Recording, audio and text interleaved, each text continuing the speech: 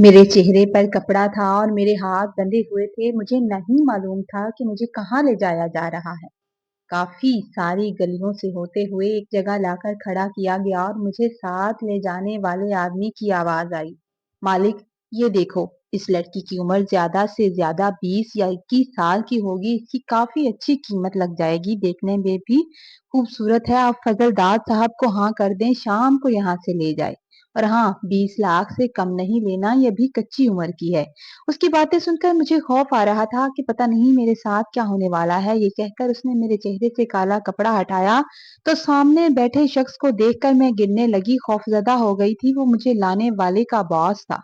वो भी मुझे देखकर एकदम सख्त हो गया था। उसकी आंखें खौफ से फैल गई थी। वो कोई और नहीं था बल्कि हम दो बहनें थी। हमारा कोई भाई नहीं था। अब्बा की पहले फूलों की दुकान थी, उसी से घर का खर्च चलता था। लेकिन फिर पता नहीं अब्बा ने कोई और काम शुरू कर दिया था जिससे अच्छी खासी आमदनी आने लगी थी और हमारे घर के हालात बेहतर हो गए थे। अब्बा ने बड़ी बेटी की शादी कर दी। मेरी अम्मा भी अब खुश रहती थी। अब्बा हम पर बहुत सख्ती करते थे, घर से अकेले निकलने नहीं देते थे। बाजार भी जाना होता तो पूरे नकाब और हजाब और पर्दे में जाते थे। मेरे अब्बा बहुत नमाजी और परहेजगार थे, 5 वक्त की नमाज पढ़ते। उनकी सफेद दाढ़ी उनके चेहरे को एक नूरानी चमक देती थी। मोहल्ले वाले भी मेरे अब्बा की बहुत इज्जत करते थे। हमें लगता था कि हमारा बाप दुनिया का सबसे अच्छा इंसान है। कभी कभी अब्बा की सख्तियां बुरी लगती थी, फिर दिल कहता था कि वो हमारे भले के लिए ही तो कहते हैं। अब मैं और अम्मा घर पर होते थे। अब्बा सुबह जाते थे और रात को वापस आते थे। मेरी एक दोस्त थी फौजिया, वो बहुत खूबसूरत थी। अक्सर हमारे घर आती थी और हम दोनों बहुत सारी बातें किया करते थे। वो जब भी आती अब्बा कुछ दूर बैठकर हमारी बातें सुना करते थे। वो मुझे बहुत हैरान ये बात करती थी। फिर जब वो चली जाती अब्बा मुझे बुलाते और उसके बारे में बातें करने लगते। उसके बारे में मुझसे पूछते थे। मुझे तो अज्जब होता था कि अब्बा इतने सवाल क्यों करते हैं। मैंने एक दो बार अम्मी से कहा तो अम्मा कहने लगी, तुम्हारे बाप को तुम्हारी बहुत फिक्र है। वो कहता है कोई ऐसी लड़की तुम्हारी दोस्त ना हो। एक दिन फौजिया हमारे घर आई। अगले दिन मोहल्ले में शोर मच गया कि फौजिया कहीं चली गई है या शायद किसी के साथ भाग गई है।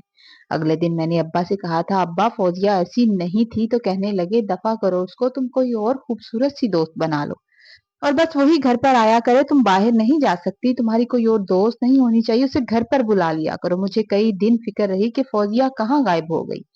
उसके घर वाले भी परेशान थे, उसकी अम्मा भी परेशान थी कि उनकी बेटी का पता नहीं चल रहा था। अब्बा अक्सर अब मेरे पास बैठ जाते और मुझसे पूछते थे कि फलां की कितनी बेटियां हैं, फलां की कितनी बेटियां हैं। फिर कहते, मैं तो नसीब वाला हूँ, मेरी भी बेटियां हैं। मैं अब्बा से कहती थी, आप अक्सर मुझसे सबकी बेटियों के बारे में सवाल करते हैं। तो वो हंसकर कहते, मुझे अच्छा लगता है, बेटियां मुझे पसंद हैं, इसीलिए तो मैंने तुम्हारी माँ को कभी बेटे का ताना नहीं दिया। मैं खुद को खुशकिस्मत समझता हूँ कि 2 बेटियों का बाप हूँ। ये सुनकर मुझे खुशी होती थी। हमारे मोहल्ले में एक नई फैमिली शिफ्ट हुई थी जो हमारे घर के बिल्कुल सामने थी। वो अक्सर कोई चीज लेने हमारे घर आ जाते। उनकी दरमियानी बेटी बहुत खूबसूरत थी, बड़ी की शादी हो जो गई थी और 2 छोटी थी। दरमियानी बेटी का नाम फातिमा था और वो बहुत प्यारी थी। वो अक्सर हमारे घर कोई चीज लेने आती तो मेरी उससे दोस्ती हो गई है, वो अक्सर आने लगी थी। जब वो आती अब्बा खुद आकर उसके सर पर हाथ फेरते, उसका हाल चाल पूछते। फिर एक दिन फातिमा ने मुझे बताया कि एक लड़का उसका पीछा करता है। उसे नहीं मालूम वो उनके मोहल्ले का है या किसी और जगह का। फिर जब भी वो घर से बाहर निकलती वो लड़का उसका पीछा करता था, उससे फोन नंबर मांगता था। फिर एक हफ्ते तक फातिमा नहीं आई। हफ्ते बाद वो आई तो कहने लगी, वो लड़का मुझसे फोन पर बात करता है। मैंने मजबूर होकर उसे अपना नंबर दे दिया था। अब वो बहुत कम आने लगी थी। एक दिन सुबह जब हम नाश्ता कर रहे थे तो बाहर गली में शोर उठा था। अब्बा बाहर निकलकर देखने गए और वापस आकर चुपचाप नाश्ता करने लगे। मैंने पूछा, अब्बा बाहर क्या हुआ है? तो कहने लगे, सामने वालों की फातिमा किसी लड़के के साथ चली गई है। ये सुनकर मैं हैरान रह गई। अब्बा ने मुझसे पूछा, क्या उसने तुम्हें कुछ बताया था? मैंने डर के मारे कहा, नहीं अब्बा, उसने मुझे कुछ नहीं बताया और चुपचाप बैठ गई थी। 2 दिन तक मेरे जहन से ये बात नहीं निकल रही थी कि आखिर फातिमा ने ऐसा क्यों किया था। अब मोहल्ले वाले अपनी बेटियों पर नजर रखते थे। एक दिन मैंने अब्बा से कहा था, अब्बा मुझे कुरान पाक हिफ्ज करना है। आपने मुझे स्कूल की तालीम तो हासिल नहीं करने दी, कम से कम मुझे कुरान पाक हिफ्ज करने की इजाजत दे दे। वो मान ही गए और कहा कि तुम बिल्कुल अम्मा के साथ जाओगी और अम्मा के साथ ही वापस आओगी। घर के पिछले दरवाजे से जाओगी और पीछे से ही वापस आओगी। मैं हैरान थी कि अब्बा ऐसा क्यों कह रहे हैं। फिर रोज मैं अम्मा के साथ जाने लगी थी और अम्मा मुझे छोड़कर आ जाती और 2 घंटे मैं वहां कुरान पाक पढ़ती थी और वापसी पर भी अम्मा मुझे लेने आ जाती थी। एक दिन काफी देर हो गई, अम्मा नहीं आई थी। मैंने सोचा सुबह अम्मा की तबीयत ठीक नहीं लग रही थी, मैं खुद ही चली जाती हूँ। अब्बा कौन सा घर पर होंगे, उन्हें कौन सा पता चलेगा। मैं वहां से निकल गई। जहाँ से मैं हिफ्स करने जाती थी वो घर काफी गलियां दूर था। मैं दूसरी ही गली में थी कि मेरी नजर पड़ी कि दो लड़के आपस में पहले बात कर रहे थे। जैसे ही मैं थोड़ा आगे बढ़ी वो आपस में लड़ने लग गए। जो एक ने दूसरे के सर पर कोई चीज मारी, वो नीचे गिर गया। पहले वाला भाग गया। मुझे लगा कि दूसरे को मेरी मदद की जरूरत है, क्यों ना मैं उसे देख लूं। मैं जैसे ही आगे बढ़ी, नीचे जाकर देखने लगी तो उसकी आंखें बंद थी। वो मेरे नाक पर किसी ने कपड़ा रखा। उसके बाद मुझे कोई होश नहीं आया। मैं एक गाड़ी में कैदी थी। गाड़ी बड़ी तेजी से जा रही थी।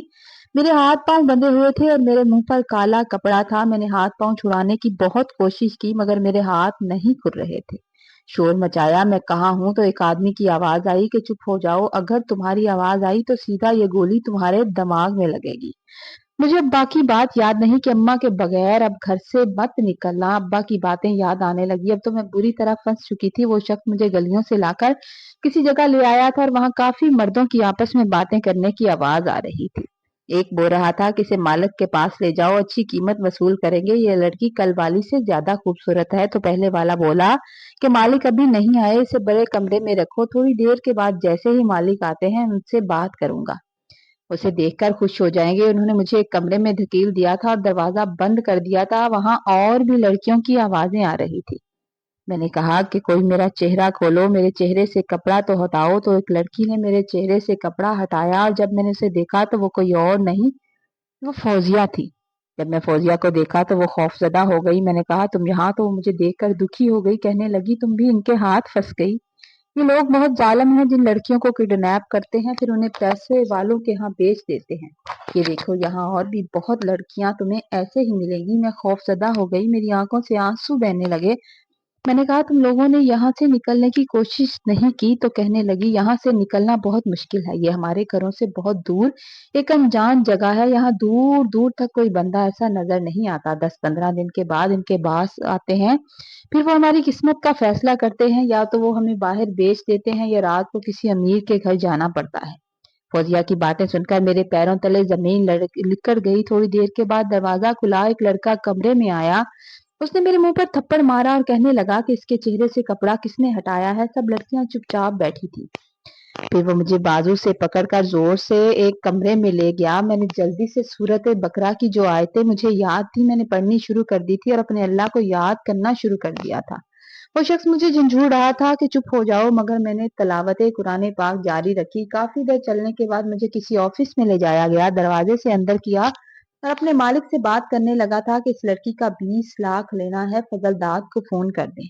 फिर उसने अपने बात के कहने पर जब मेरे चेहरे से कपड़ा उठाया तो मैंने सामने देखा, मास्क पहने कोई और नहीं, मेरे अपने अब्बा थे। अब्बा मुझे देखकर परेशान हो गए तो मेरे पैरों तले जमीन निकल गई कि मेरा बाप इतना घटिया काम भी कर सकता है। खुद बेटियों का बाप होते हुए अब्बा ने चीखते हुए उस लड़के से कहा था कि दफा हो जाओ, बाहर निकलो, और गुस्से से धक्का देकर उसे बाहर निकाल दिया था। दरवाजा बंद कर दिया और मेरे हाथ खोल दिए। अब्बा की आंखों में शर्मिंदगी थी और फैसला नहीं कर पा रहे थे वो अपनी कैसी सफाई पेश करें।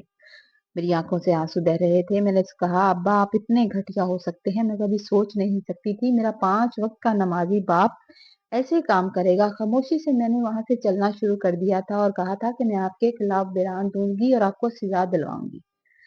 आप कितनी बेटियों की जिंदगियां बर्बाद कर चुके हैं, ये सजा आपको जरूर मिलेगी। लोगों की बेटियों की इज्जत खराब करने का आपको जरूर पता चलेगा। अब्बा ने हाथ जोड़ लिए मगर मैं रोती हुई वहां से निकल आई थी। अब्बा मेरे पीछे आए थे और मुझे घर ले आए थे। घर आकर मैंने पुलिस को फोन किया था। अब्बा मुझसे माफी मांग रहे थे मगर मैंने उनकी माफी नहीं सुनी। मुझे वो बेबस मजबूर लड़कियां याद आ रही थी जो मेरे अब्बा की अवस्था का शिकार रही थी। जब अब्बा ने देखा कि मैं नहीं मान रही तो वो घर से भागने लगे, मगर भागते हुए पुलिस ने उन्हें पकड़ लिया था क्योंकि काफी शिकायतें वहां वसूल हो रही थी किडनैपिंग के बारे में। अब्बा को जेल हो गई। बाद में पता चला कि अब्बा हर लड़की के बारे में मालूमात इकट्ठी करते थे और खूबसूरत लड़कियों पर नजर रखते। उनके साथ कुछ लड़के थे जो लड़कियों की मालूमात लेते थे और उन्हें पटाते थे, और जो नहीं पटा सकते थे उन्हें किडनैप कर लिया जाता था। आज मुझे पता चला कि मेरे अब्बा मोहल्ले वालों की बेटियों पर क्यों नजर रखते थे और हमसे क्यों सवाल करते थे। अब हमारी इज्जत नहीं रही। मोहल्ले वालों ने कहा कि हमें मोहल्ला छोड़ देना चाहिए, हम अब्बा की वजह से बदनाम हो गए थे। खुदा के लिए अपने भाई और अपने बेटे को ये बात ज़रूर समझाएँ कि बहन हो या बेटी सबकी इज़्ज़त एक जैसी होती है। जब आप किसी के साथ गलत करेंगे तो आपके साथ